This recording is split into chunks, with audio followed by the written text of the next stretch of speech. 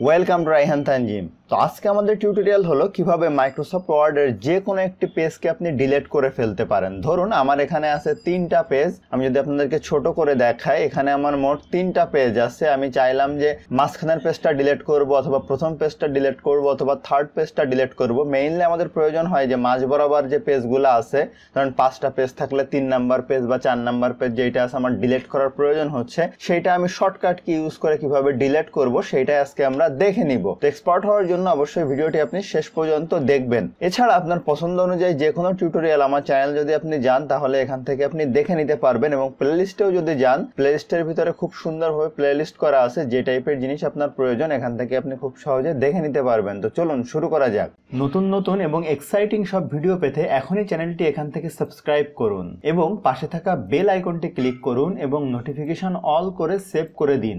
Welcome back. তো দেখেন আমার এখানে মোট 3টা পেজ আছে। আমি বোঝানোর সুবিধার্থে অল্প পেজ নিয়েছি। তো আমি যদি চাই যে আমার এই মাঝের পেজটা যদি আমি ডিলিট করতে, আমি বড় করে নিয়েই বরং আপনাদেরকে দেখাই। খেয়াল করেন যে আমার প্রথম পেজটা হচ্ছে ব্যাকগ্রাউন্ড 1.1, এটা হচ্ছে সেকেন্ড পেজটা আছে ইমপ্লিমেন্টেশন, আর থার্ড পেজটা হচ্ছে চ্যাপ্টার 2। তো আমি যদি চাই এই সেকেন্ড পেজটা ইমপ্লিমেন্টেশনের পেজটা আমার লাগবে না, আমি এটা ডিলিট করে দেওয়ার জন্য, তো আমি এখানে এই পেজের যে কোনো এক জায়গায় ক্লিক করব। করার পরে আমি কিবোর্ড থেকে প্রেস করব কন্ট্রোল জি প্রেস করার পরে এখানে দেখেন পেজ অপশন সিলেক্ট করা আছে, বা আপনি পেজ অপশন সিলেক্ট করা না থাকলে পেজ সিলেক্ট করে দিবেন। এখানে ব্যাকস্ল্যাশ প্রেস করবেন, করার পরে পেজ লিখবেন।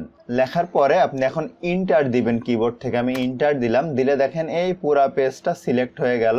এখন আমি ক্লোজ করে দিলাম, দেখেন এই পুরা পেজটা সিলেক্ট হয়ে গেছে। তো এখন আমার যে কাজ সেটা হচ্ছে আমি কিবোর্ড থেকে প্রেস করব ডিলিট বাটন। তো আমার দেখেন 2 নাম্বার পেজ ডিলিট হয়ে গেছে। আপনি খেয়াল করেন এইটা হচ্ছে আমার সেই ব্যাকগ্রাউন্ড পেজ, এইটা হচ্ছে 3 নাম্বার পেজ চ্যাপ্টার, কিন্তু মাঝখান থেকে 2 নাম্বার পেজটা কিন্তু হাওয়া হয়ে গেছে। তো আশা করি ব্যাপারটা আপনারা বুঝতে পারছেন। যদি কোথাও বুঝতে এরপরেও অসুবিধা হয় আমাকে অবশ্যই কমেন্ট করে জানিয়ে দিবেন। তো ভালো থাকবেন সবাই। পরবর্তী টিউটোরিয়াল পর্যন্ত কথা হবে অন্য দিন অন্য ব্যাপারে।